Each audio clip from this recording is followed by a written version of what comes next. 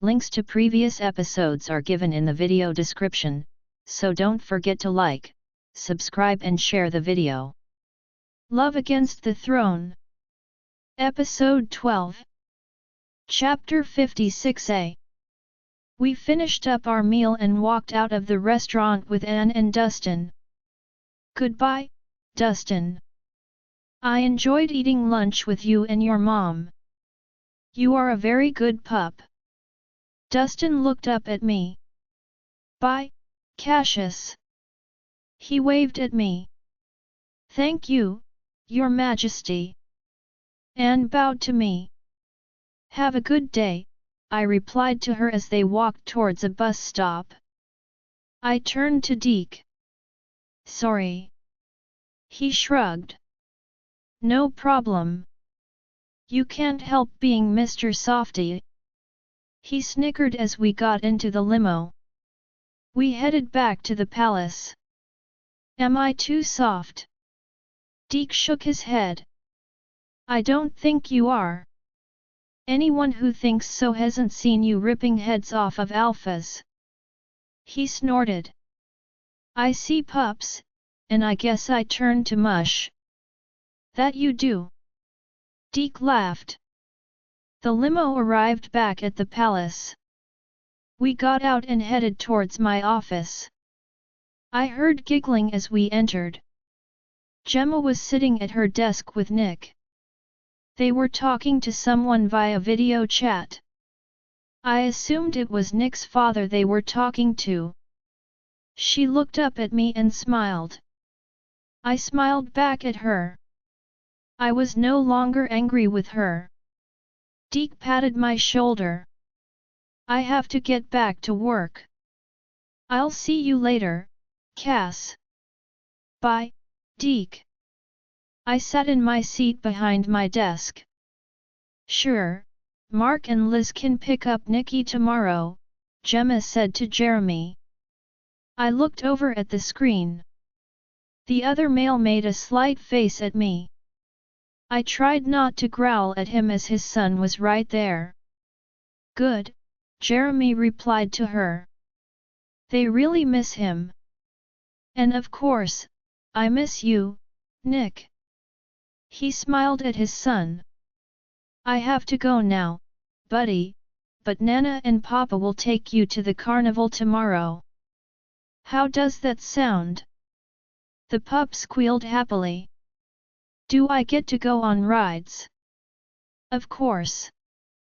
Jeremy laughed. All of the rides you want? He looked at Gemma. I'll see you both in about a week, okay? I mean, if he'll let you. Jeremy shifted his gaze to me. Gemma looked back at me. You don't have a problem with us hanging out with Jeremy, do you, Cass? She asked me. Only for the sake of Nikki, she added via mind link. I don't have a problem with it, I responded while looking Jeremy in the eyes. Okay then. I'll see you then. Goodbye, Nick. Be good for mommy. Jeremy smiled before the video chat turned off. Gemma turned to me. Nikki's grandparents are going to pick him up tomorrow to go to the beach carnival. I nodded and smiled at my stepson. Oh, a carnival.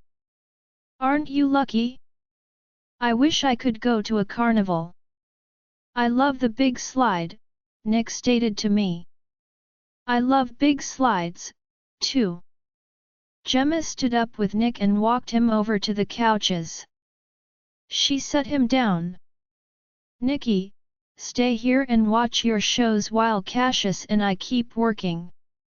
She walked over to her desk and picked up a tablet. She turned it on and set it in front of the pup. He happily settled on the floor as she walked back to her desk. There were a few emails that came in while we were talking to Jeremy. Well, then let's tackle them. I smiled at her as we got to work. It was almost an hour later when we finished. Nick had been well behaved the whole time. I stretched as I stood up. Let's all take a break. How about we go play outside? Nick looked up from his tablet as I walked over to him. Can we play tag? I nodded. Of course. I picked him up as I took Gemma's hand.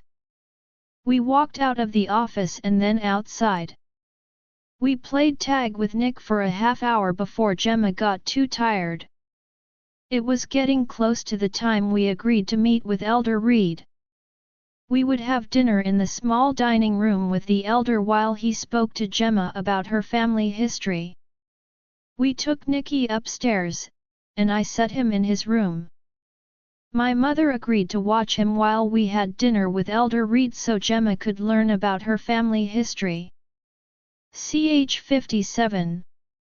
Gemma's POV. I left Nicky with Izzy and Terry and went downstairs with Cassius for our dinner with my mysterious Uncle Reed.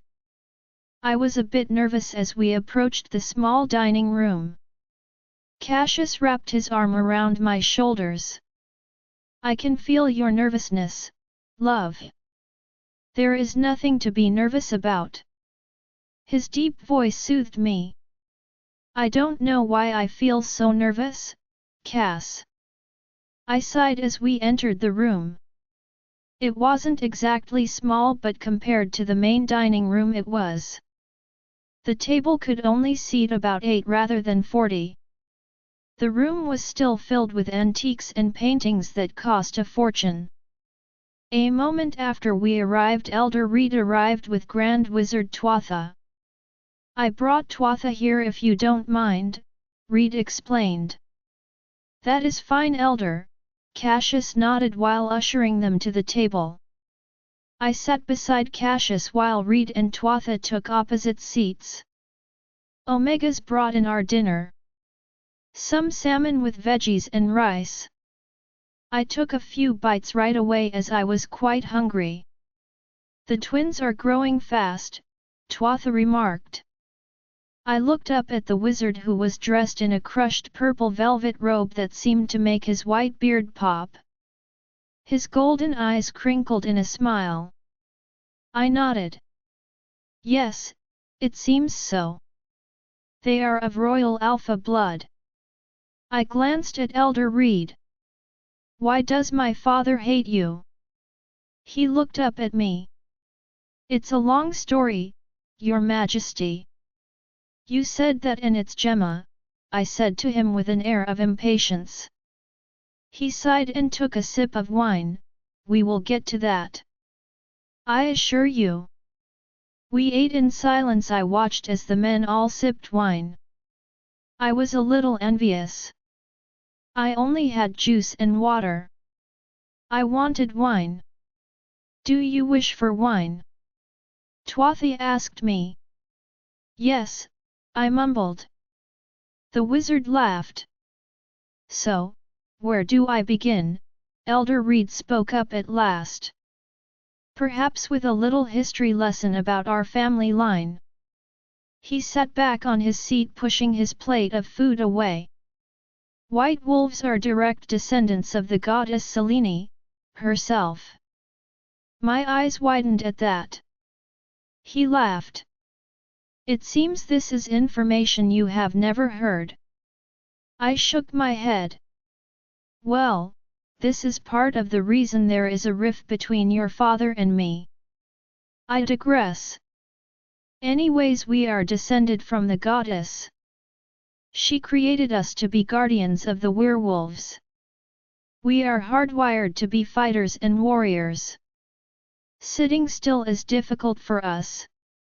Males and females have the same inclinations. He paused as I was listening intently. Forgetting the food in front of me.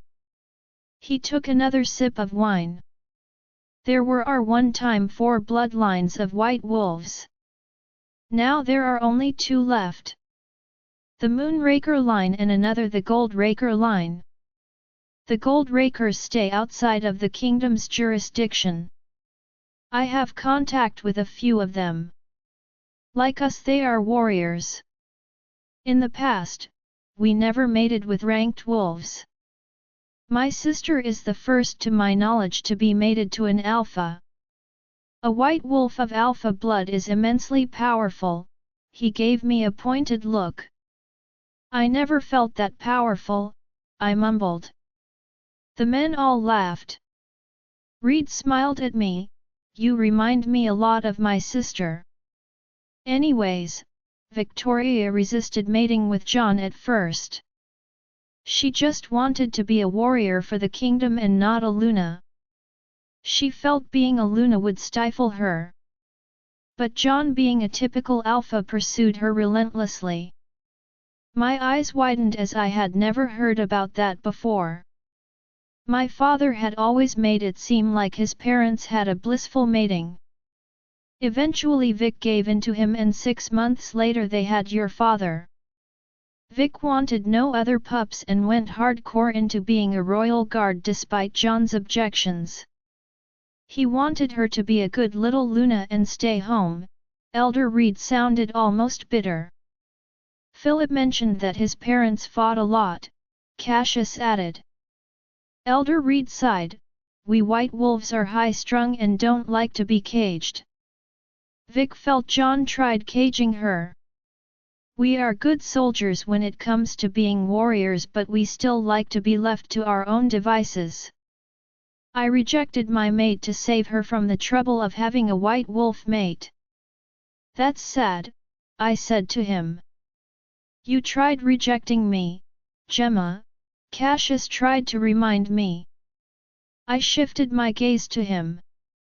Well, that's because I didn't think I was queen material and I just wanted to be a simple warrior. So did Vic, she just wanted to fight not to lead, Reed explained. That's what I have done all of my life, is to fight. I still train the kingdom warriors on occasion. And you do a stupid job at it, Elder. Cassius complimented him. My uncle shrugged, I just teach them what I know. Now, like I said, we normally aren't mated to ranked wolves. The highest rank in the past was Delta. Vic being mated to an alpha was unusual. Then you came along and I wanted to train you myself, but your father wouldn't hear of it. He blames me for how my sister was. I didn't convince my sister to take on a legion of vamps. That was all, Vic. He downed his wine. Vic felt she had gone soft from her years of being a Luna, so she wanted to prove she still had it. And unfortunately, it cost her. Phil told me her heart exploded, Cassius added. Elder Reed nodded, yes, that is what happened. We feel our emotions in extremes, thus causing our bodies to respond negatively. That was another thing I wanted to teach you from a young age, was how to control your emotions. I snorted. Yeah, that would have come in handy. My heart almost exploded a week ago when Cassius and I fought. I glanced at my mate who looked away from me. That was still a sore subject between us. Luckily, my wolf stepped in and put me to sleep. That's good, you have a good relationship with your wolf.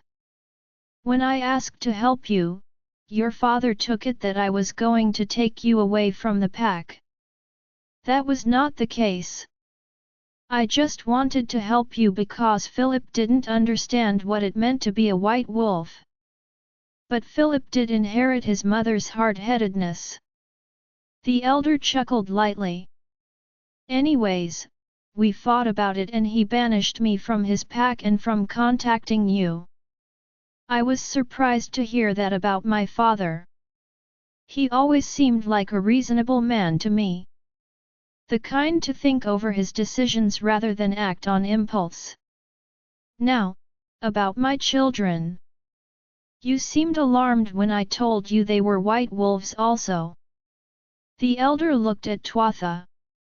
The wizard cleared his throat. I believe they are the wolves of the prophecy. 2 white wolves will be key to saving this world from falling into darkness. I believe a war is coming. A war between worlds. The demons have been trying to break out for centuries, and in time they will. 2 white wolves will unite the earthly species and thus securing the power they need to defeat the demons and keep them from invading the earth. What do you mean by uniting the species? Cassius asked. We are pretty united now. Tuatha looked at my mate. I would call tense treaties unity, Your Majesty. What I mean is that your children will most likely not have wolves as mates. Really? You mean they'll be mated to other species, like witches or vampires? Cassius growled beside me. No child of mine will be mated to a vampire. Even if the goddess deems it so. I looked at him. He snorted. Why would the goddess do that? Tuatha cleared his throat. If Selene felt that mating one of your children to a vampire was necessary, she would. Vampires don't have mates in the way you wolves do.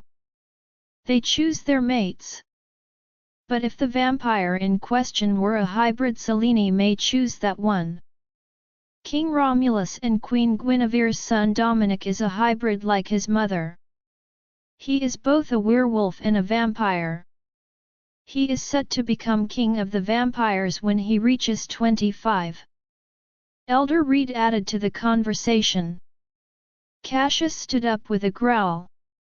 I don't care what you both say. No pup of mine will be mated to a vampire, and that is final. This conversation is over. Come on, Gemma. He reached for my hand.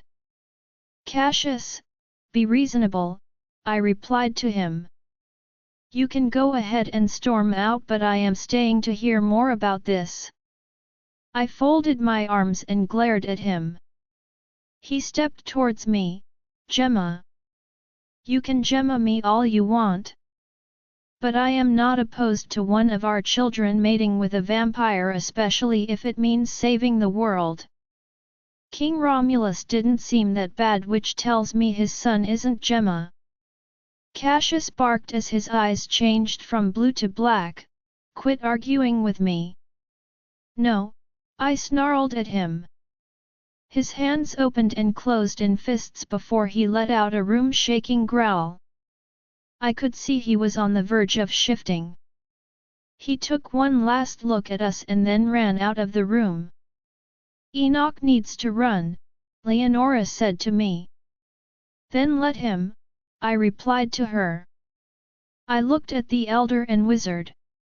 I am sorry about my mate. They both shrugged. It wasn't easy information to hear, Tuatha said to me. Look, King Romulus, as far as vampires go, is very level-headed. I mean, he had been alive for centuries. He's had practice, the wizard chuckled. I'm sure Cassius will come around eventually. But thank you, gentlemen. I learned a lot. Gemma, feel free to contact me anytime if you need it. Elder Reed smiled softly as we all stood up. Thank you, Uncle Reed. I returned the smile. I'm sure I'll need it. I would love to train with you sometime. He laughed. I would love that. After those pups are born, of course. We can still do some easy training. I rubbed my belly. He shook his head. I don't do easy training. Oh, I sighed. You are a lot like my sister. He pulled me into a hug which was warm and soothing. Then he pulled away, but you are also your own person. You are a lot warmer towards others. Something I suspect you inherited from your mother. Vic wasn't a people person. She preferred being alone. I heard my grandmother could be cold. My father has even mentioned that. The elder smiled. she was a good woman though. I miss her. His smile faltered slightly. I have pictures of her and other family members I would love to share with you sometime. I would love that, I replied as we walked out of the dining room. Queen Gemma, I must leave now. Tell the king that I and my coven members have detected no other magic being used around the palace. If he would like I can have someone stay to keep watch, the wizard informed me. I nodded at the wizard, thank you Tuatha. I will pass that information on to my mate as soon as he comes back from his tantrum. The wizard smiled and then disappeared. He likes showing off, I chuckled. You have no idea, Uncle Reed laughed. I saw my brother Ian walking down the hall. He looked a bit upset. Ian. I called to him. He stopped and turned to me. I jogged up to him. Ian, are you all right? He sighed. Delilah has been ill since yesterday. She can't keep anything down. The doctors suspect it's the pregnancy, so they are keeping her for observation. I left for a few minutes to get dinner, but I am heading back now. Oh, I'm sorry to hear that. Give Delilah my regards. I hugged my twin. He looked past me. Uncle Reed was standing behind me. Who is that? I pulled away from my brother and turned to our uncle. This is Elder Reed Moonraker. Ian raised an eyebrow. Moonraker, wasn't that Grandma's maiden name? I nodded, it was. Elder Reed here is a white wolf like I am, and well, Grandma Victoria was his sister. Ian's eyes widened as he looked at the elder. No. No, Ian, Elder Reed extended a hand to my brother. How come I never heard about you? The elder laughed. It's a story for another day, young Alpha. I will be happy to tell it to you, or your sister here can tell you. Ian sighed. I would love to hear that story, but I have to go check on Delilah. I hugged my brother again. I'll be praying to the moon goddess for her to get well and for your pup to be all right. Ian kissed my cheek. Thank you, Gem. I love you. Love you, Ian. He squeezed my arm before jogging away from us. You two are close, Uncle Reed remarked. As close as twins can be, I snorted. He is a spitting image of Philip. I nodded, yet. Some people get them mixed up, even though my father's hair is nearly white. Anyways, I have to be going, Gemma. I will see you soon. Uncle Reed smiled at me and held out his arms. Can I have another hug?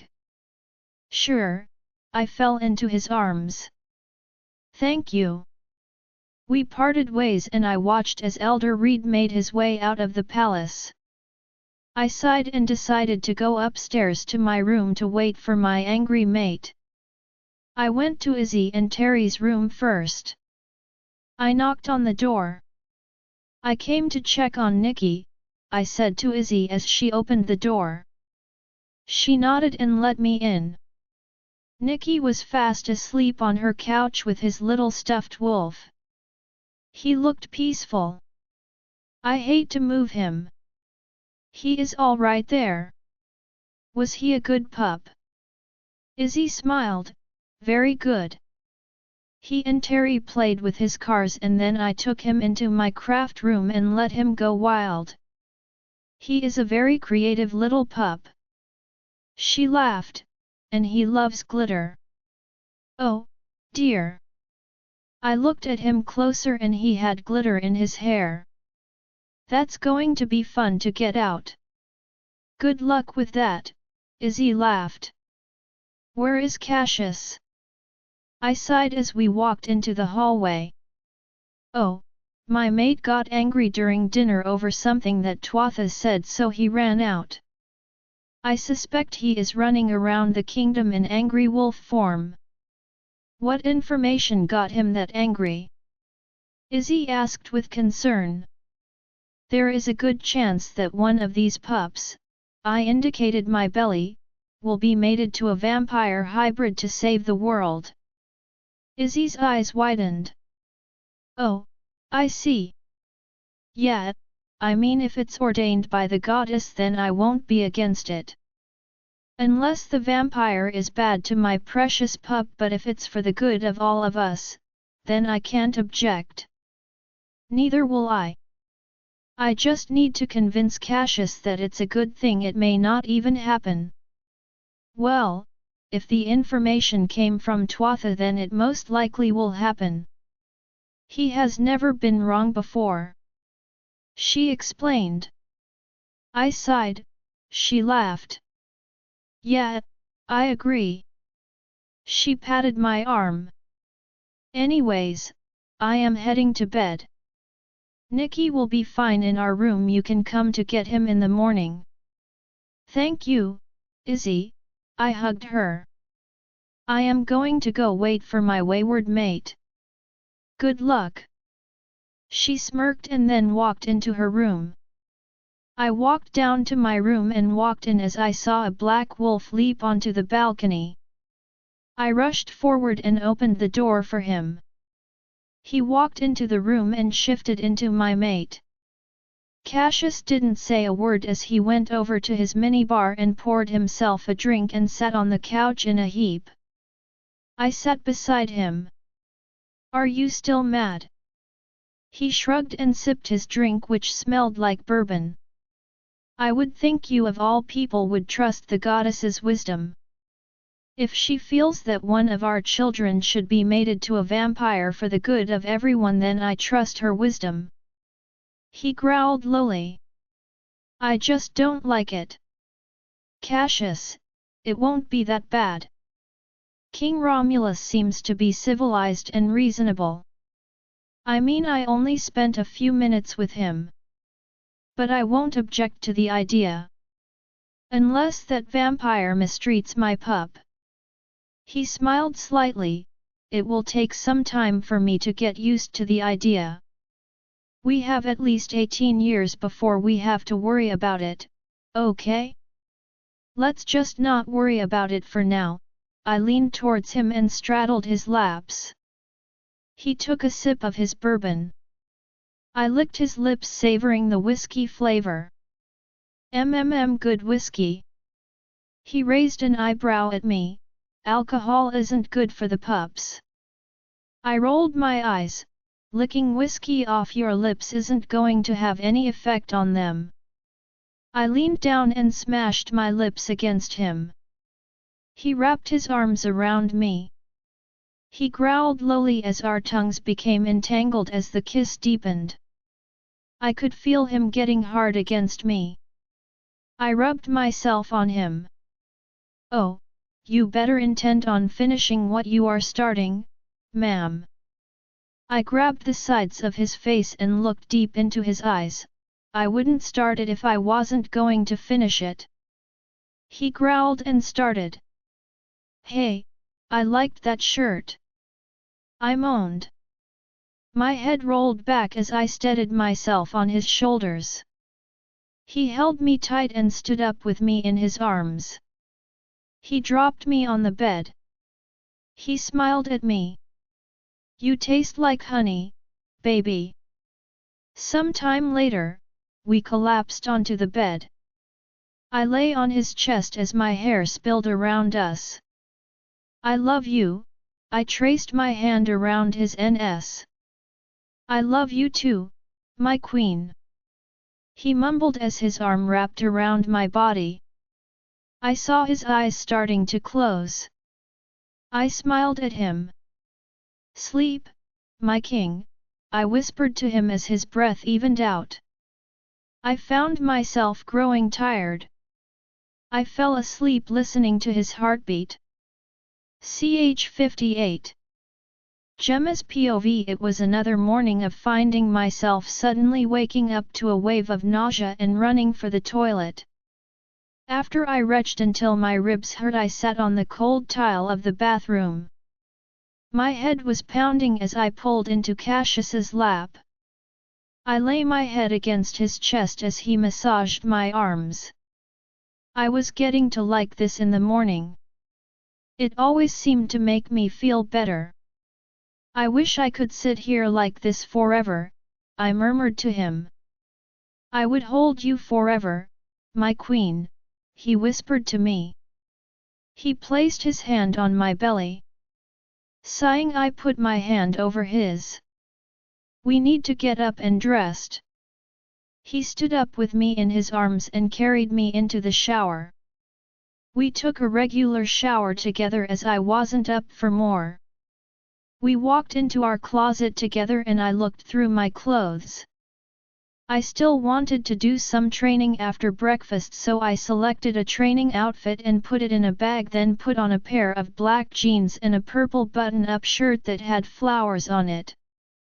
I turned to see my king dressed in dark blue jeans and a blue shirt. I had to smirk as I looked him over. Does my queen approve? Yes, my king, I said as he swept me into his arms and kissed me. There was then a knock on the door.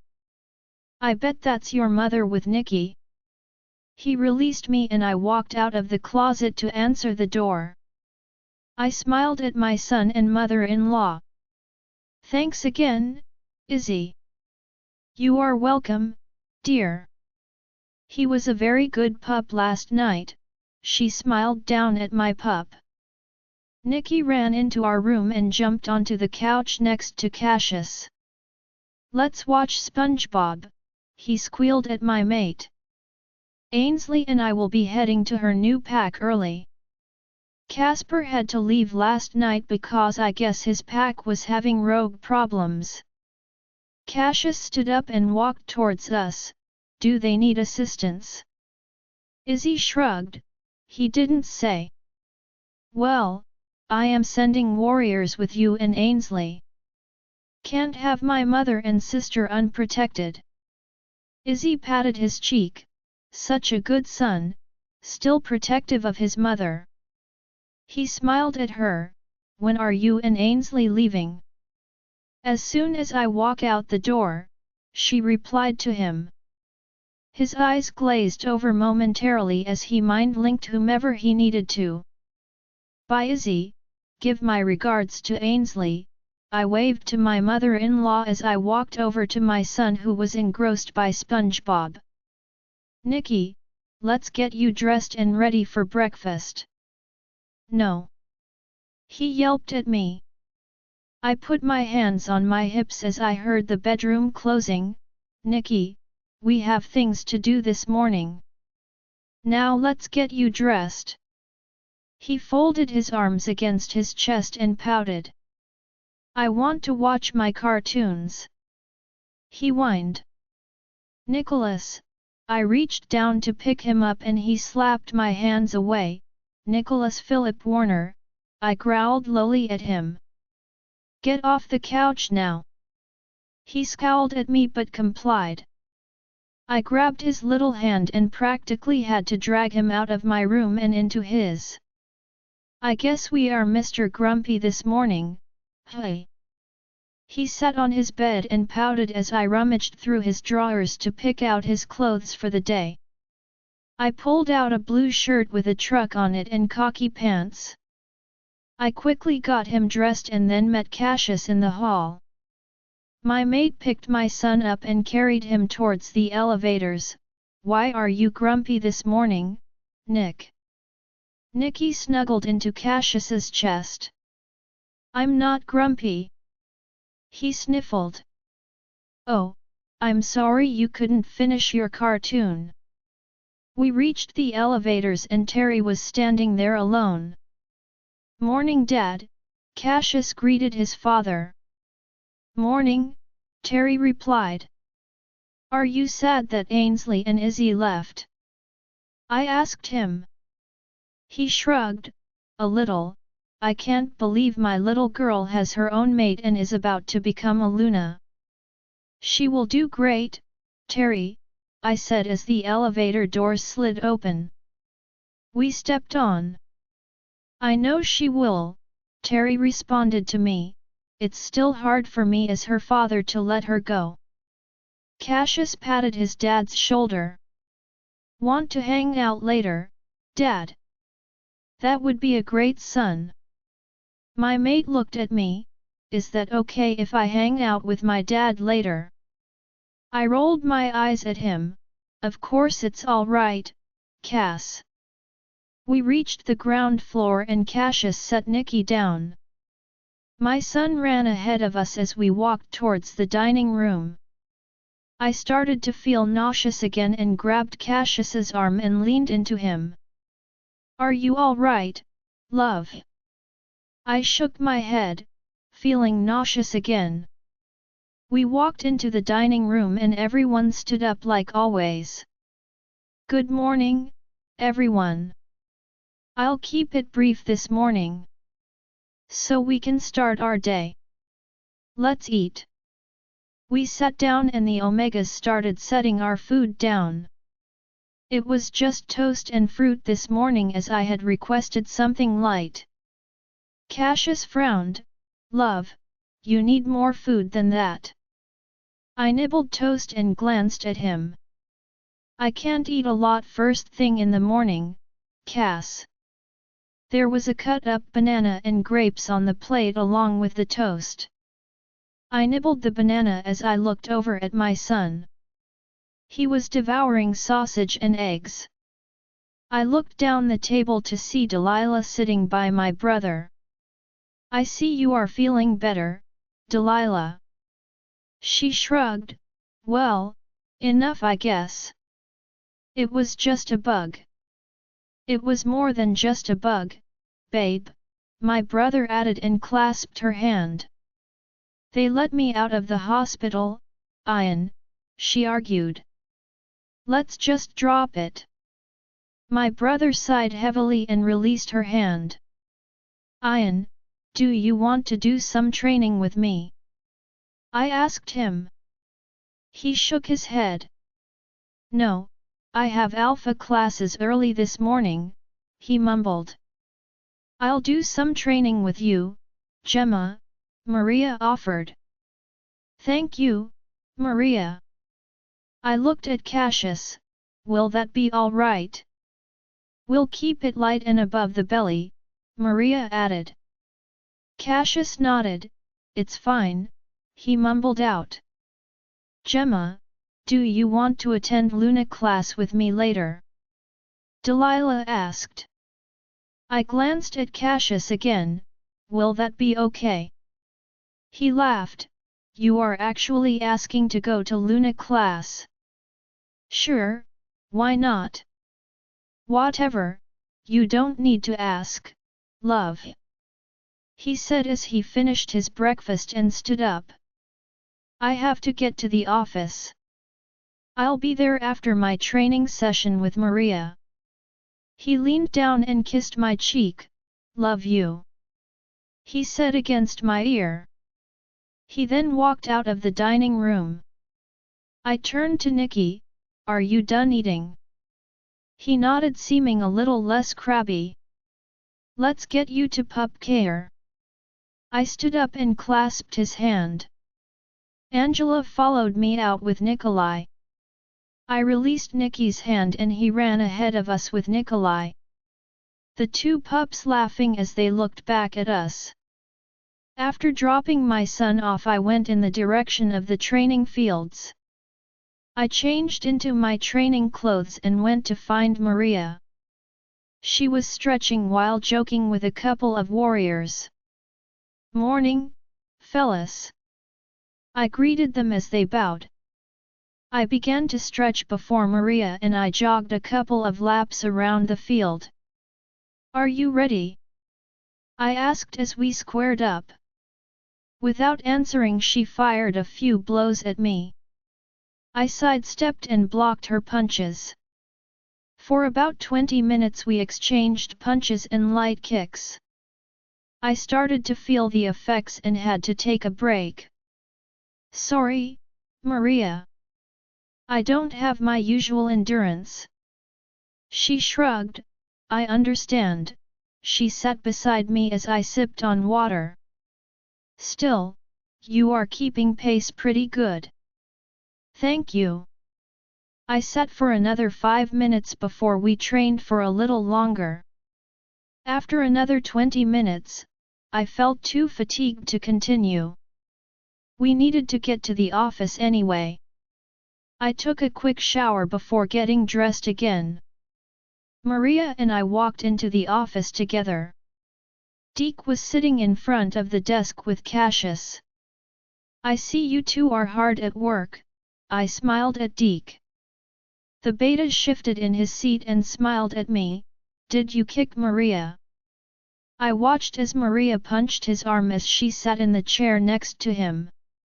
I kissed Cassius on the lips before sitting in my seat. I almost had her, I smirked at the Delta. So, anything exciting happening in the kingdom? Oh, you know that same old.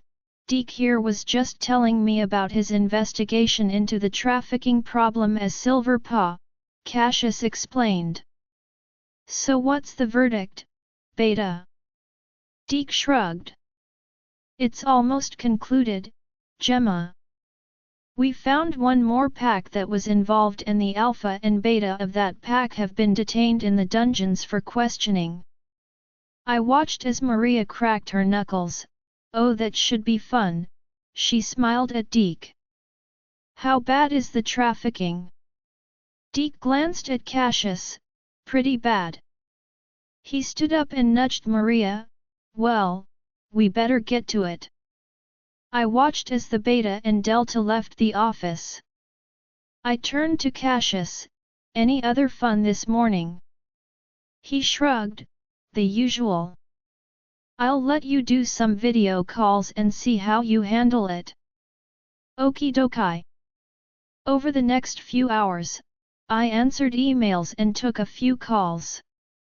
I was a bit annoyed at some of the petty squabbles between alphas. Stupid stuff like one encroached upon another's territory by inches. Are they always this annoying? I asked Cassius after a call. He laughed. Yes. He replied. As lunchtime approached, my stomach was letting me know how hungry I was. Toast and part of a banana were not sufficient for breakfast. Tell the kitchen I was a gigantic roast beef sandwich for lunch. He laughed at my request. You should have tried eating more at breakfast. Can't have you starving the pups. Well, you try to eat when your stomach won't allow it. Even bacon smells gross to me in the morning. Oh no, not bacon, he looked at me with mock offense. Maybe you should try the broth like Mom had you sip on the other day. I shrugged. Maybe. It did seem to help. He picked up his phone and put in our lunch order. Minutes later it arrived and I sat on the couch eagerly devouring my sandwich. Cassius ate a salad. I snickered at him. What's with the rabbit food? It has bacon and cheese on it, he pointed out. I picked a piece of bacon off his salad and popped it in my mouth. Bacon. Hey! Keep your fingers out of my food, he growled playfully. I leaned towards him. Or what? I picked another piece of bacon out of his salad and placed it on my tongue. He smashed his lips into mine. I may have to punish you. I may have to let you. I crawled onto his lap and he wrapped his arms around me as I kissed him. I lay against him panting for a few moments. I pressed my lips to his. I have to get to Luna class. I stood up and picked up my pants and walked into the small bathroom in the office. I quickly cleaned myself up. Cassius was sitting behind his desk looking at his computer. I walked over and placed a kiss on his lips. Have fun, love. I'll see you tonight. Reluctantly I broke the kiss and walked out of the office. Ch 59. I walked towards the classes. Several she-wolves were standing outside the classroom. A lot of new faces. I was sad that I didn't see my friend Avery, but I did see Delilah. I heard some of the new ones whispering about Cassius as I approached them. I turned to them. You three are new, I said to them. Who might I be addressing? I asked them.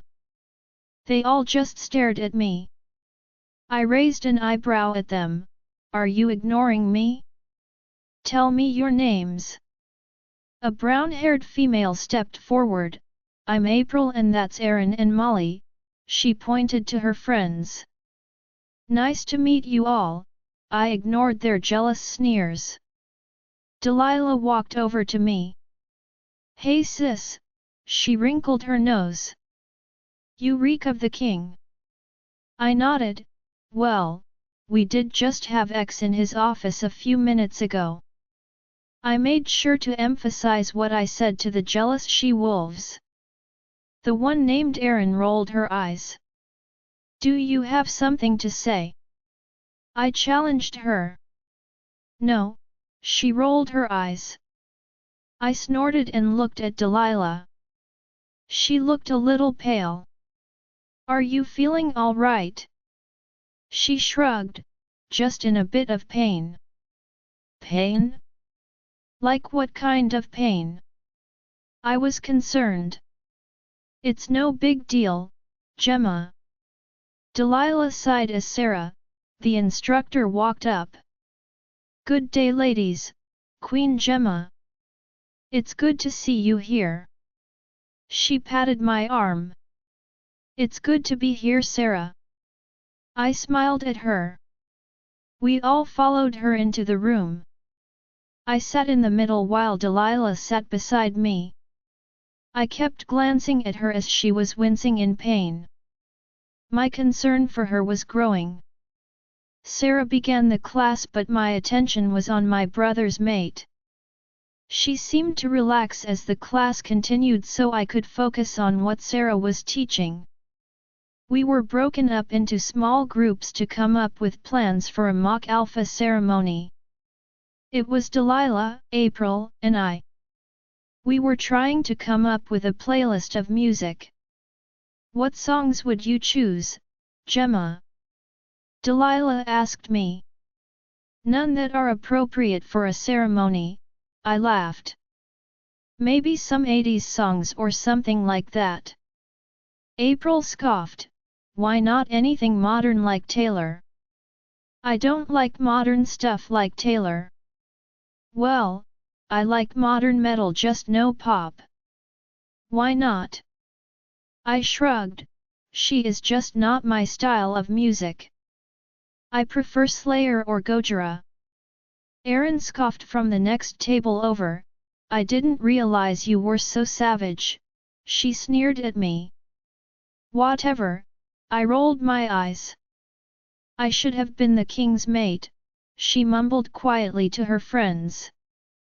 What was that? I said to her. She shook her head.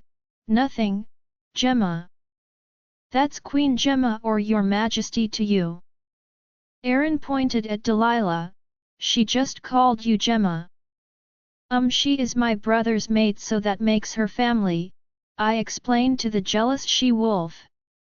I know everyone here wishes they could have been the king's mate, but you aren't, so get over yourself. He's mine. I glared at her for a second before turning my attention back to Delilah and April. Aaron looked like she was going to say something else, but then Delilah let out a scream and doubled over. Delilah! She fell to her knees while holding her stomach. Tears flowed out of her eyes as I knelt beside her. Everyone else stood around us.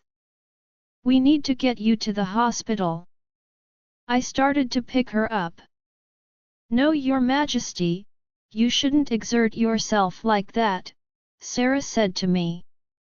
"Well, she needs help. Can any of you carry her?" They all shook their heads. I glanced at Delilah and noticed she was bleeding. I stood up and ran out of the classroom. I noticed a couple of guards walking by. "You!" I shouted to one of them. They stopped and looked at me. "I need you, now," I instructed a black-haired male. He followed me into the room. "My sister-in-law needs to get to the hospital." I pointed to Delilah. The guard nodded, "Yes, your majesty." He picked up Delilah, and then we ran out of the room. "Ian," I mind-linked my brother. "You need to get to the hospital now." "Why, what's wrong?" he replied with alarm. "Something is wrong with Delilah," I told him. We reached the hospital. Angela was standing by the front desk. "What's going on?" she asked me. "She just doubled over in pain," I explained. Angela ushered us down the hall into a room and the guard placed Delilah on the bed. "Thank you," I said to him. "You may go back to your duties." He bowed and then walked out of the room. "Delilah! Gemma!" I heard brother shouting down the hall. I poked my head out of the room. "She's down here, Ian," I shouted to him. He ran into the room as Angela had begun to examine Delilah. Ian looked pale as his mate was screaming in pain and bleeding heavily. "I'll step out so Angela has room to work." I gave my twin a sympathetic look. "Cass, I'm at the hospital." "What?" he shouted through the link. "What happened?" "I'm fine, it's Delilah," I explained as I sat in the waiting room. I could hear Delilah screaming and I felt tears fall out of my eyes. I sensed what was happening and I couldn't help but cry for her and my brother. "Leopold is beside himself," Leonora sounded sad in my head. Leopold is Ian's wolf and Leonora's twin. Even though we are both mated, we still feel each other's pain and sadness.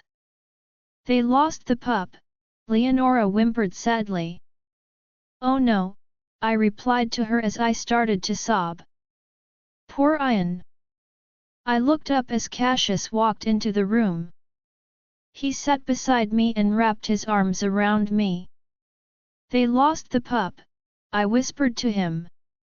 "I'm so sorry to hear that," he replied sadly. "How do you know?" Leopold told Leonora. "Leopold? Ian's wolf," I explained. "He and Leonora are twins like Ian and I are. They are connected and we feel each other's pain and sadness." He squeezed me tighter as we watched the doctors and nurses run up and down the hall. We sat in the waiting room for almost an hour before Angela came out. She looked exhausted. "I guess you already know what happened," she said to me. I nodded through my tears. "My brother's wolf told my wolf." She sighed. "I did what I could but I couldn't save the pup." I saw tears in the doctor's eyes. It was never easy to lose pups. "I'm sure you did everything you could, Angie," Cassius tried to reassure his friend. Angela sighed and walked out of the room. Cassius held me for a few more minutes and then I felt a heart-ripping pain in my chest. I screamed out in pain and doubled over. "Gemma!" Cassius shouted to me. "Gemma, what is wrong?" "Angela!" Leonora howled sadly in my head. "What's happening?" I asked her. "Delilah just rejected your brother." "What?" I replied to her. Angela has run into the room as I crouched on the floor holding my hand on my chest. I think my brother has been rejected by his mate, I managed to breathe out. You can feel that?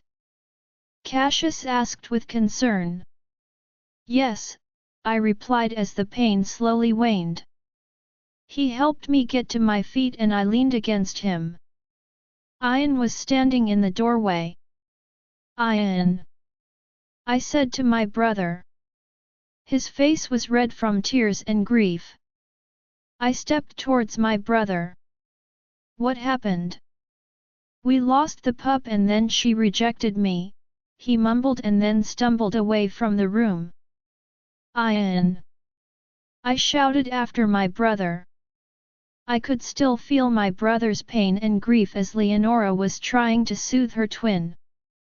I watched as he ran out of the hospital. I went down the hall to Delilah's room. She was sitting up on the bed with tears in her eyes. What happened? Why did you reject him?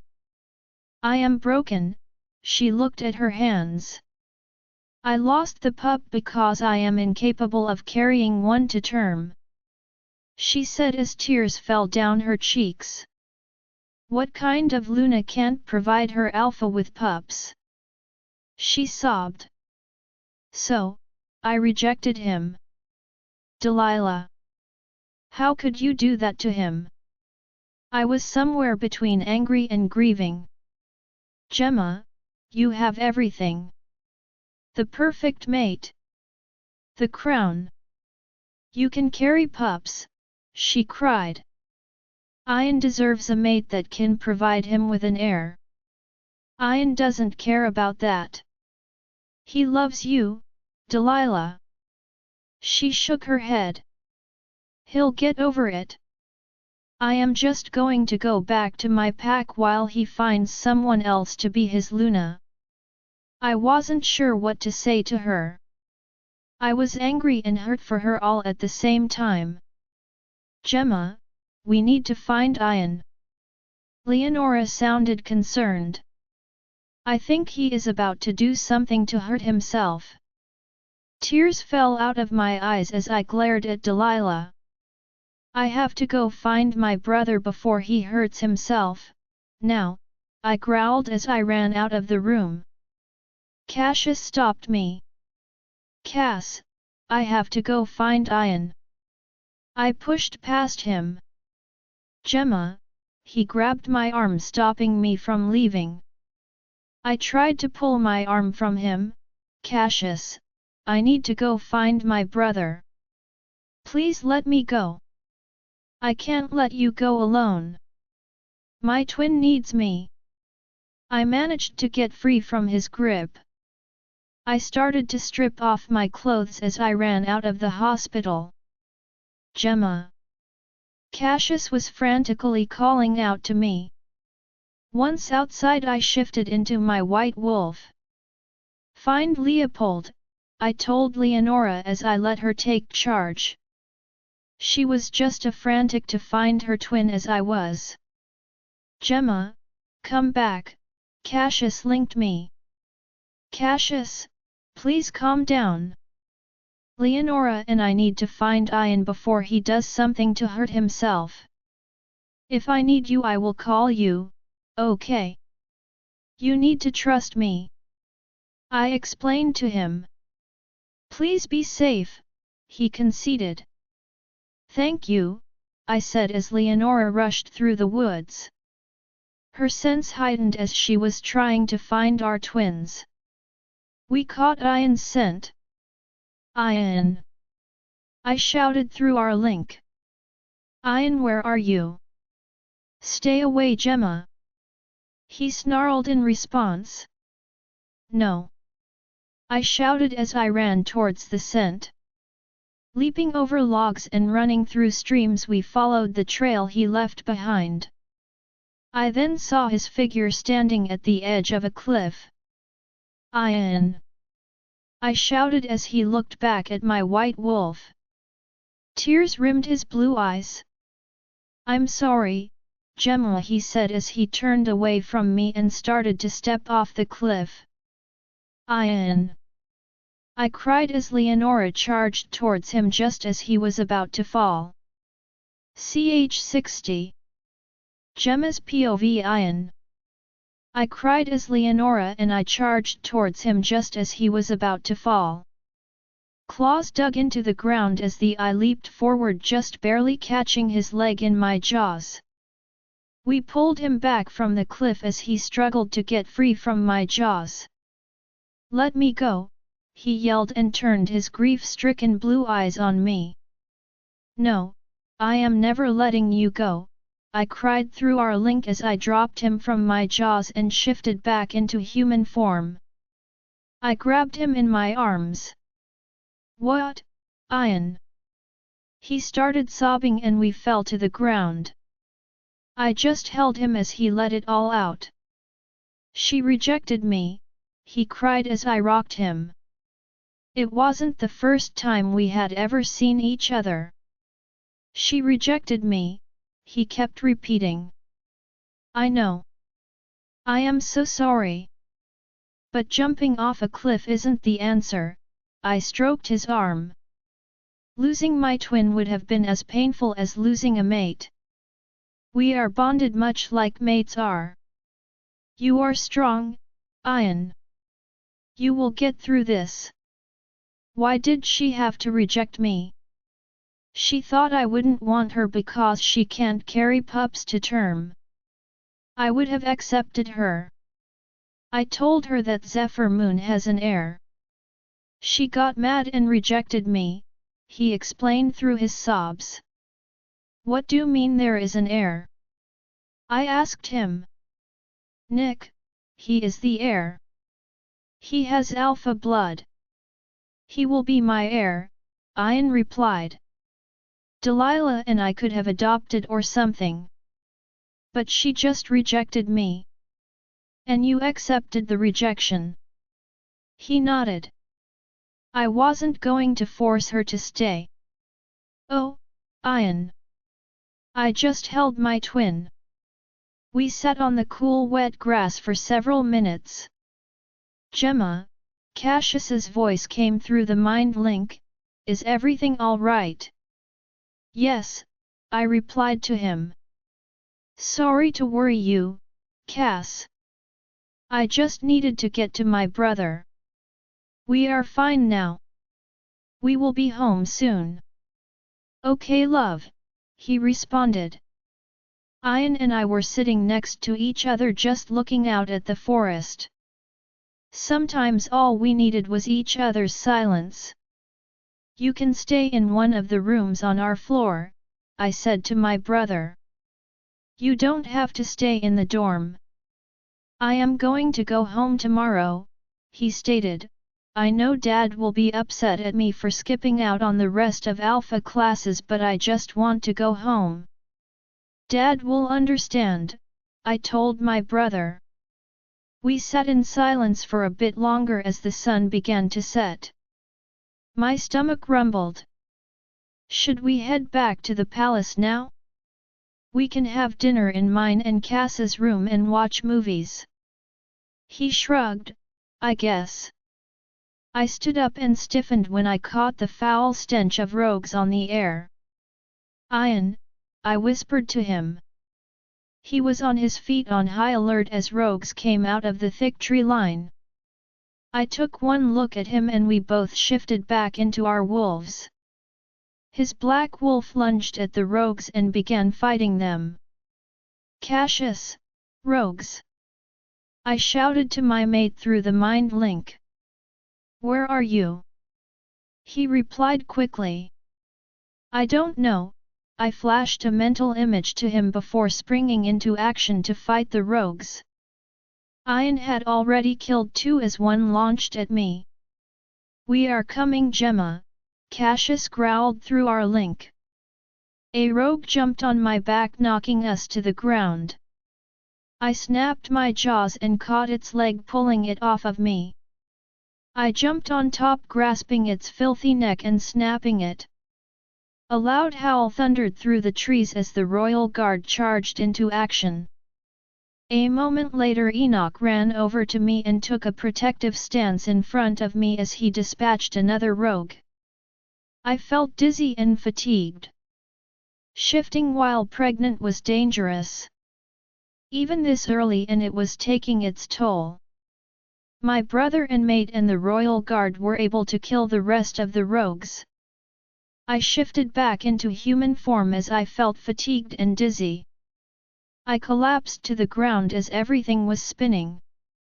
My brother and mate both turned to me as they shifted back to human. Gemma. I heard Cassius say to me as I saw stars. Gemma. I heard Ian cry out as everything went black. I heard nothing. Felt nothing.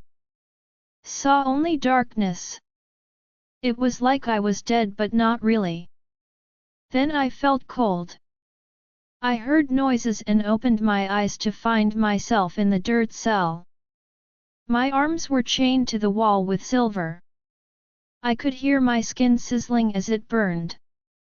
Then the sinister laugh echoed as his face walked into the light.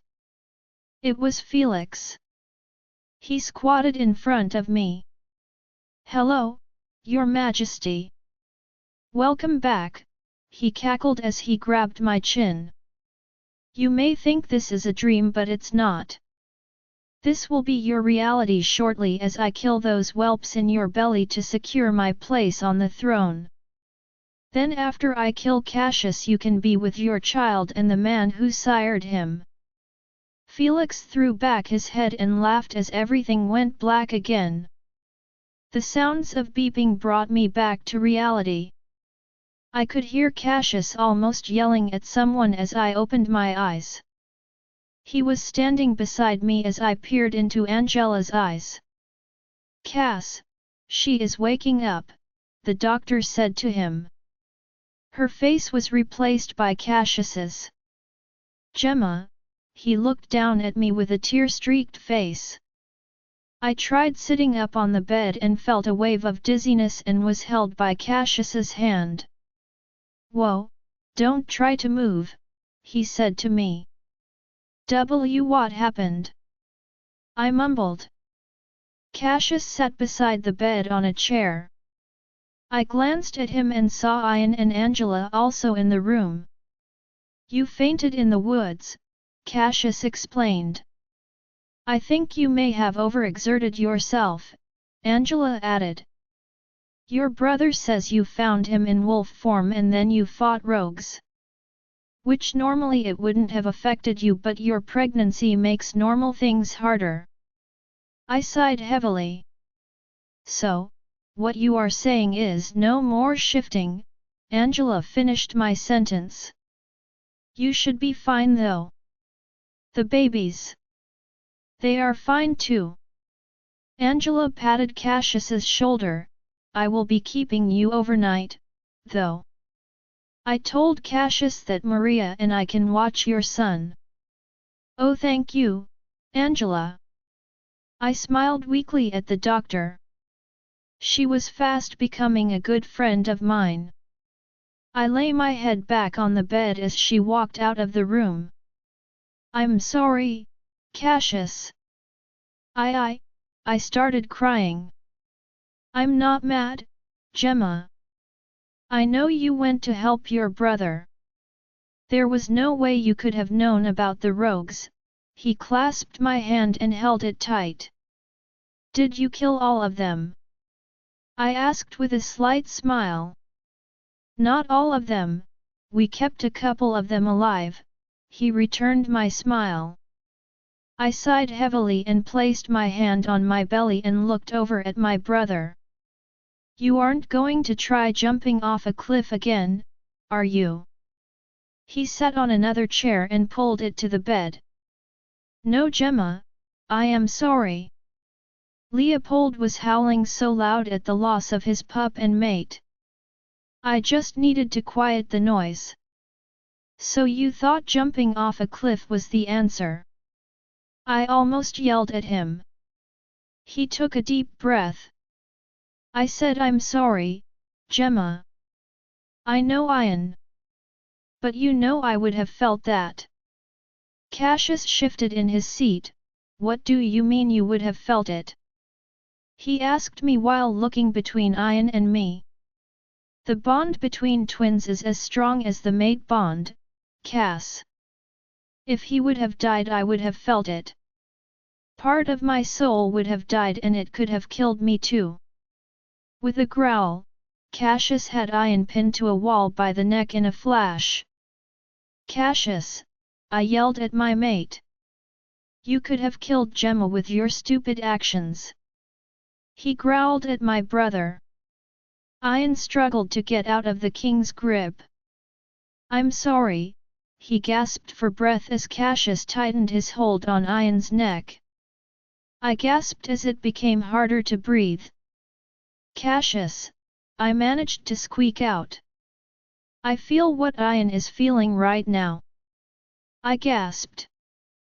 Cassius released Ian from his grip and turned to me as I coughed, trying to catch my breath. He was next to me, rubbing my back. Sorry, love.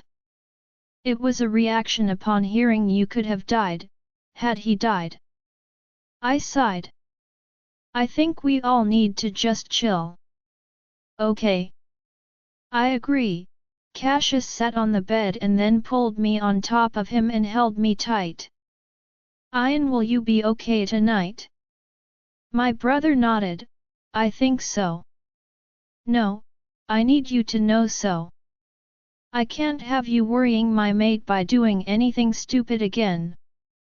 If anything happens to her it would destroy me and this kingdom, Cassius growled at my brother. She is carrying our future. You could have ruined everything. Cassius, I growled at my mate as my brother hung his head. No, Gemma, he needs to know what he could have done. He was feeling grief from losing his pup and mate, I explained to my mate. That's no excuse, Gemma. I sighed and looked at my brother. Ian, tell Cassius that you will be okay tonight. Please. But I'm not okay, Gemma. My brother sighed and leaned against a wall. I am not okay. I lost my pup and then my mate rejected me. Then I almost killed my sister. He buried his head in his hands and slid down the wall. I crawled off of Cassius despite his protests and walked over to my brother and sat beside him. I had him in my arms again as he sobbed. You are strong, Ian. I will help you get through this.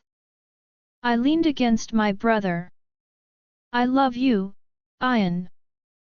I looked over at Cassius. I'm sorry, I got mad at you, Ian, Cassius said to my brother. Ian looked up at my mate. It's all right, I understand. I wiped the tears off his face as I started to feel tired again. The room spun as I felt dizzy. Gemma, you need to rest, Ian said to me. I promise I will be okay tonight. I released my brother as Cassius picked me up and placed me on the bed. He pulled the sheet over my body. Gemma, please just relax. I will have someone watch over Ian so you can rest. I don't need a babysitter, Cass. My brother snarled at my mate. I can't have you trying something stupid again, Cassius returned the snarl. Will you both just stop? I demanded. I can feel anger from both of you. Leonora cannot keep up. She needs to heal me to keep the babies safe. Cassius sighed. Okay, how about I have my dad stay with you tonight? You can stay in our room. Ian wrinkled his nose. That would be awkward. I'll have an Omega change the sheets on the bed. Okay? Just go to our room and I'll send my dad. Please, for Gemma. Cassius pleaded with my brother. Fine, Ian looked at me. For Gemma. He walked over and hugged me. I'm sorry, Gemma. I'm here for you, Ian, I whispered in his ear. Just relax in our room. You can sleep on the couch if you want. It's pretty comfortable. He chuckled. Thank you, sis. I love you. I love you too, Ian, I said as he released me. Good night, he smiled weakly as he left the hospital room. Cassius kicked off his shoes and took off his shirt and then crawled into the bed. He pulled me to his chest and buried his face in my neck and inhaled. I could feel his body relaxing. I almost lost you tonight. I could sense the sorrow in his voice. But you didn't. I gripped his arm as my chest was flush against his back. The bed was almost too small for the both of us, but I needed my mate's touch to help my body recover from the exertion of tonight. Leonora needed Enoch to help her heal me and to keep the pups safe. I am sorry. So sorry, I felt tears start to fall down my cheeks. Please don't cry, love. You did nothing wrong. Your twin needed you. I didn't realize the bond between twins was so strong. He placed his hand on my belly. I'm glad these two have such a strong and caring mother that will help them understand their bond to each other. I placed my hand over his, and they'll have the bestest daddy to help them with everything else. I turned my head to look him in the eyes. Those sparkling blue eyes made my heart melt. He placed a gentle kiss on my lips. I thank the goddess every day that I have you as my mate. He smiled at me while placing another kiss on my lips. I snuggled into him as he rested his chin on the top of my head. My eyes grew heavy as my mind was catching up with my tired body. My eyes closed and I fell into a dreamless sleep. Ch 61. Jeremy's POV. Gemma, I cried out as I thrust into the blonde-haired beauty plaguing my thoughts and dreams. Her violet eyes looked up at me, while she moaned my name over and over. It felt like we had never been apart. I was adamant about filling her with my seed so our son could have a full sibling. My fantasy was broken by the crying woman. I groaned as Esther just bawled while I held her throat. You are pathetic, I snarled in her ear. It hurts, she whimpered. I had been excited that in a few days I would be near the love of my life and be rid of this cold fish I was balls deep in. The closer the time got, the more I imagined my blonde-haired queen on her knees. It made me so hard that I had to resort to my so-called mate while I imagined she was Gemma.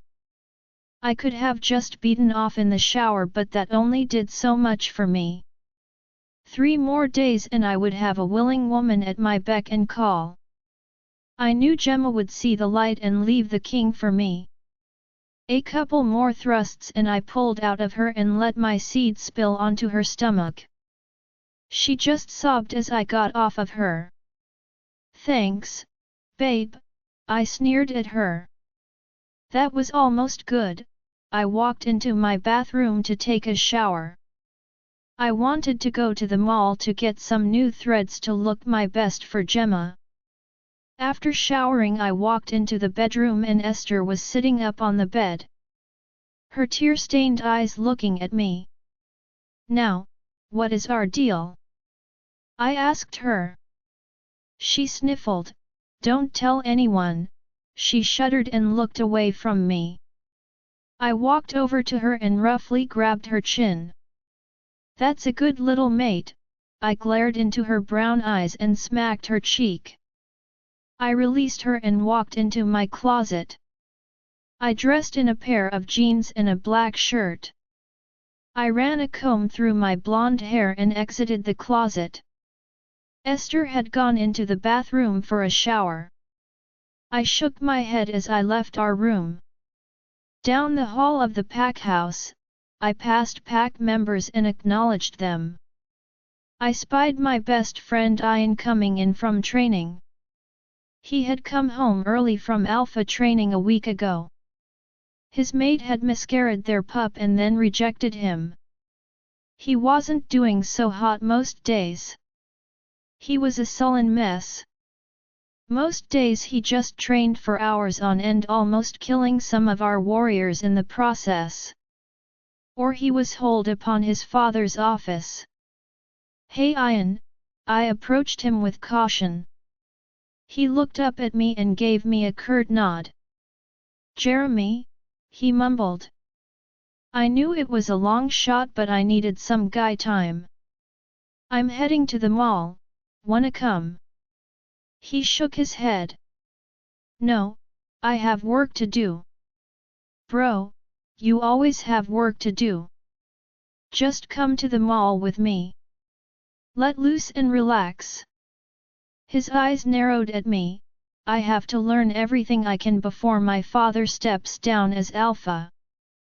I don't have time to go to the mall." "Dude, that's not for another 2 years and you know everything there is to know." Ian growled at me, "Just go to the mall, Jeremy." He then brushed past me and stomped down the hall. I shook my head. His mood swings were getting annoying. It was going to be a hell of a time trying to get through alpha/beta training. But seeing Gemma and winning her back was going to make it worth it. I sighed as I continued out of the pack house. This was going to be a solo trip. Probably for the best. Dealing with a moody future alpha was not easy and I was still a little miffed at him. After his mate miscarried their pup and rejected him, he had the nerve to declare my son the future alpha of this pack. My son is supposed to follow in my footsteps as a future beta. I knew Nick had lofty ambitions to be alpha and I should have been more supportive, but it was male pride to watch their son follow their path. I reached the garage and grabbed the keys to my new Range Rover. My father had gotten it for my birthday. It was a black color that made all the girls' heads turn to check out who got out of it. I started the vehicle and cranked up the music and peeled out of the garage. In no time I reached the mall and winked at the ladies admiring me. I knew I was a looker and they were free to check me out, but I had eyes for only one woman. The one whose face was now plastered all over the newspapers and magazines in the kingdom. Her violet eyes were everywhere staring at me and beckoning me to her. I knew it would not be easy getting her away from the king, especially now that she was pregnant with his pups. But I knew she would concede and see I was the one truly for her. I went into my favorite stores to buy a couple of new suits and other more casual clothes. After an hour of shopping, I stopped at the food court to get some lunch. As I was scarfing down a burger as 3 beautiful ladies walked by and smiled at me. They giggled when I acknowledged them. They sat close by and I could smell they were wolves from another pack. "Hello ladies," I smirked at them to a chorus of excited giggles. "You are Jeremy Warner, the future beta of Zephyr Moon?" One of them, a blonde, asked me. "That I am, and who are you?" I smiled at her. "My name is Lacey. I just wanted to say you are hot." I laughed lightly. "I would agree with you, Lacey, so, are you here alone?" she cooed. "I'm here with you, Lacey." I smiled as I sipped my soda. She giggled and glanced at her friends. "Want to have some fun?" "What kind of fun, Lacey?" She licked her lips and I had to admit she was quite attractive. I'm sure she would be good for a face blow job. "I'm very good with my mouth." I'm a mated man, I said as she shrugged. That doesn't bother me. She leaned in closer till her mouth was inches from mine. I looked into her eyes and sighed. I stood up and smirked at her and clasped her hand and led her into one of the family restrooms. She giggled the whole time. I pinned her to the wall and kissed her delicious lips and I imagined she was Gemma. She gagged and choked as tears ran down her cheeks. Oh, don't cry, baby. You are making me feel so good. I grabbed the doorknob and looked back at her. Thanks, I smirked and left the bathroom. I walked past her friends and waved before grabbing my bags from under the table I had been sitting at and went outside to my car.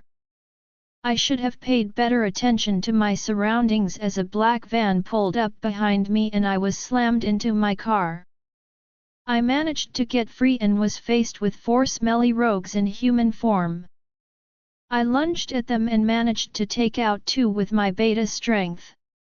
I was then hit in the back of my head with something heavy and hard. I fell with a thud to the dirty blacktop and tried to get up again only to be hit again and everything went black. With a groan, I opened my eyes and smelled filth as I looked around me. I was in a warehouse of some sort. It looked like it had been abandoned for years. A typical place to find rogues milling about. My hands burned as I was cuffed with silver. I sat up and my head pounded. A man in a black suit approached me. I looked up from his shiny shoes and thought he looked like King Cassius. He was a bit less muscular but he could have passed for the king's brother. I glared at him as he pulled up a chair and sat in front of me with 3 men flanking him. He regarded me. Jeremy Warner, I presume. His smooth voice spilled out. My eyes narrowed at him. Who wants to know? I snarled. He just threw his head back and cackled. In case it's not obvious, I am the king's cousin. Lord Felix Wellington, he stated. The rightful king of Lycanese. I raised an eyebrow at him. And what do you want with me? Are you the one who sired the queen's help? He asked as I growled. Excuse me. He snapped his fingers and one of his thugs stepped forward to punch me hard in the jaw. I spat blood out as the thug stepped back. I am not going to repeat myself. Answer my question or I'll make sure that whelp never sees you again. I wasn't willing to give him personal information. Especially if he meant to threaten either Nick or Gemma. Yes, I snarled at him, the Queen and I have a son together, I said through gritted teeth. And you are in love with the Queen, are you not? He leaned towards me. I shuddered. I didn't like that he seemed to know that about me. I regarded him for a moment wondering if I should be truthful or just lie. He snapped his fingers again and a raven-haired woman stepped out of the shadows. She was dressed in a skin-tight black leather outfit. Her eyes seemed to pierce right through me and she knelt before me and placed her hands on my temples and looked into my eyes. If you struggle it will be painful, her voice was cold and dark.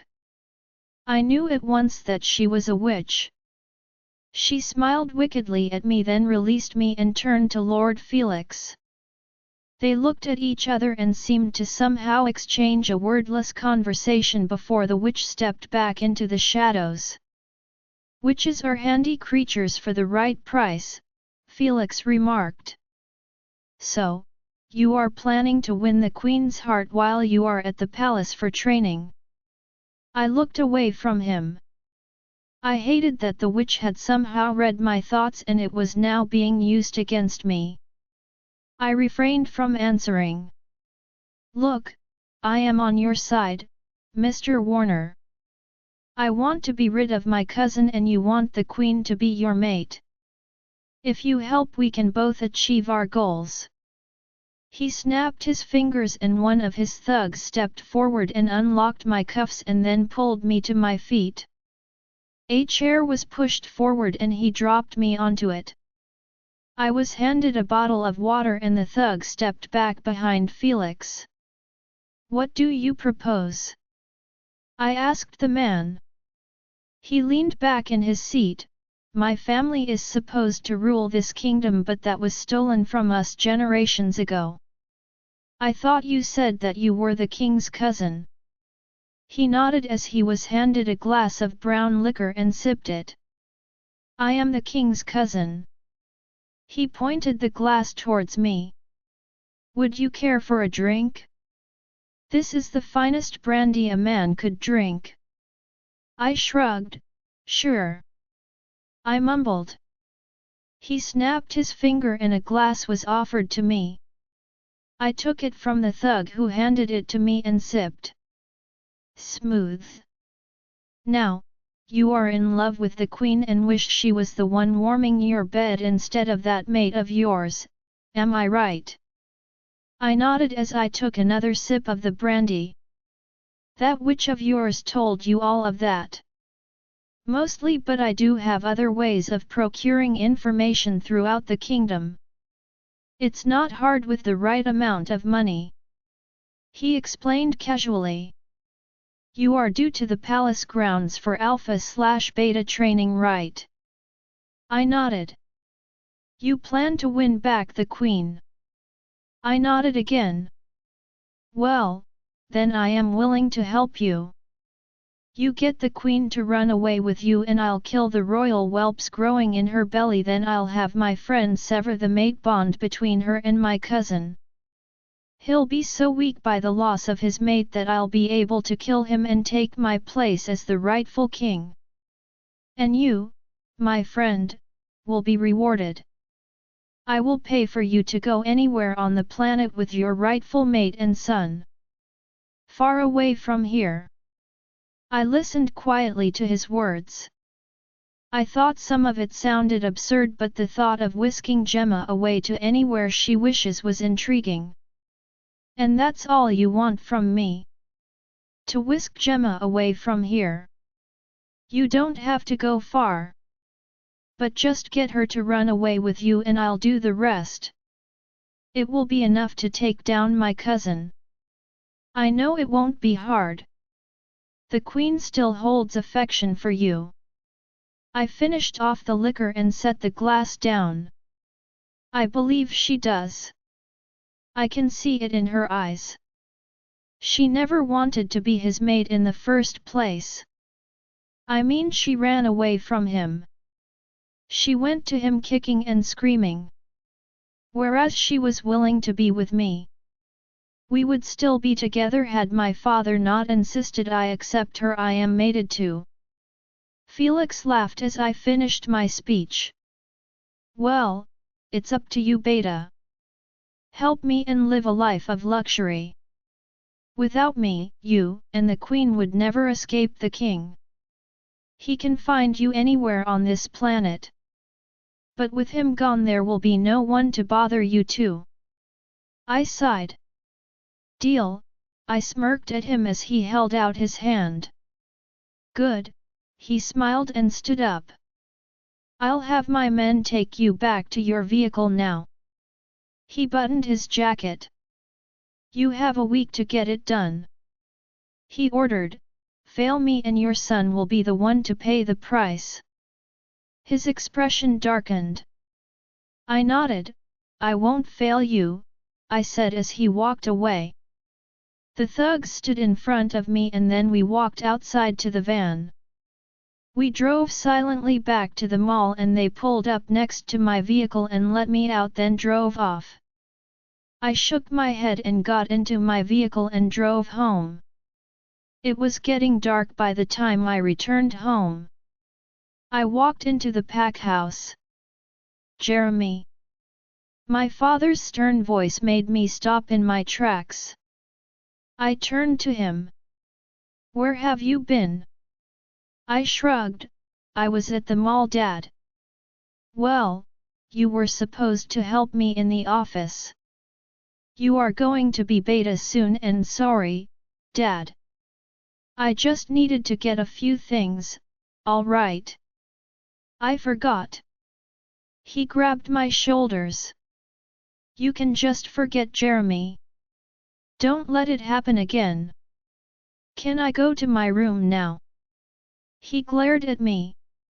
Yes, he waved his hand letting me know I was free to go.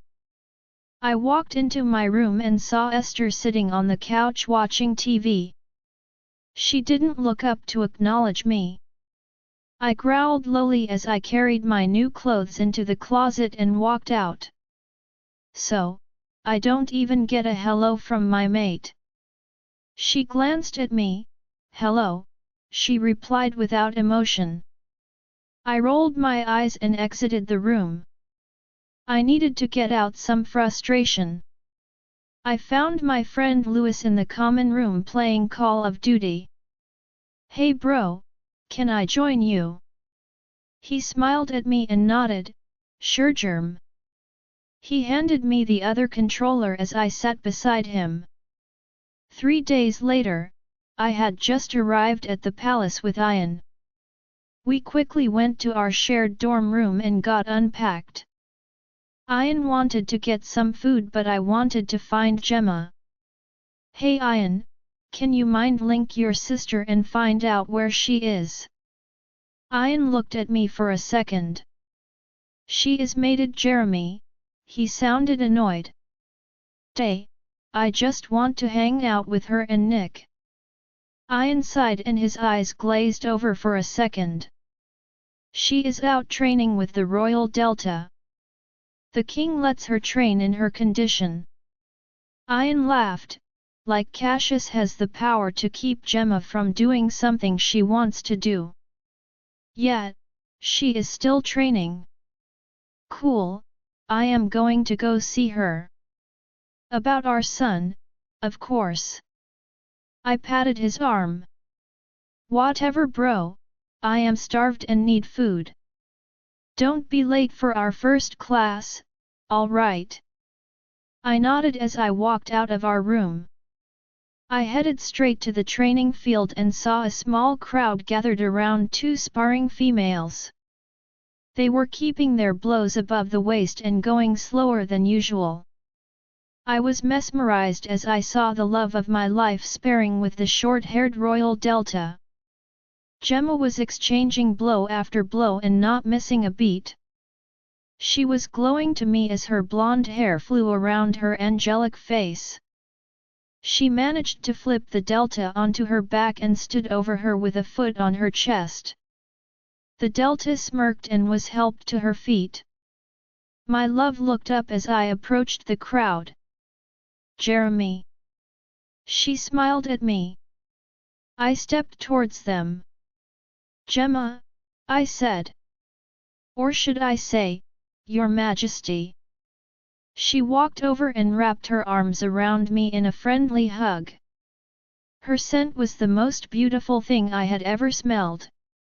Now that I was free of Esther, I could pursue her without the stupid mate bond getting in the way. Esther cried like a baby when I rejected her. I had to stifle a laugh as Gemma pulled away from me. You can still call me Gemma, Germ.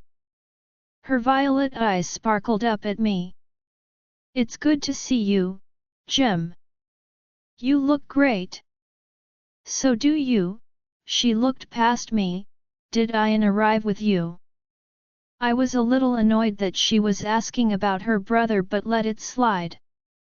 Yeah, but he was starved and went to get food. She nodded as we walked over to the bleachers beside the field. She picked up a bottle of water and took a long drink. So how is Nick doing? He is doing great. He has made a bunch of new friends at Pup Care. He is just a bundle of happiness. But he misses you. Ah, my boy. Can I see him? She laughed. Of course. You can see our son anytime, Germ. I have classes this afternoon, but maybe we can have dinner together. Of course. Cassius is away on royal business, so we can hang out tonight. It made me smile internally to hear that the king was not around. That would make wooing her so much easier. He is okay with you hanging out with me. Yet, he understands it's for the sake of Nikki. We are just friends, right? It pained me to hear that, but for now, I had to play it cool. Yet, we are friends and parents that need to work together for our child. Good, come to the palace around 5 and we'll have dinner and then hang out with Nikki. It's a date. She narrowed her eyes at me. Between friends, I corrected myself. She patted my arm. Well, I have to go take a shower and then go do some work in the office. I'll let the ladies at Pup Care know that you are allowed to pick up Nikki anytime you want. Thank you, Gemma, I appreciate that. I held my arms open. Can I have another hug? Of course, Germ. I wrapped my arms around her and took in her lovely scent again. I wanted to stay there forever, but she pulled away, leaving me wanting more. Bye, Germ. She waved as she walked away from me. I sighed as I watched her leave. It was frustrating to not follow her, but I had to plan this out. I had a week, but that didn't mean I had to get everything done in one day. I would take it slow with her. With a low growl, I turned and sprinted back towards the dorms to strategize on how I was going to win her heart again. Join our Facebook and WhatsApp group for more updates, link is given in description. Rest audiobook will be continued in next episode.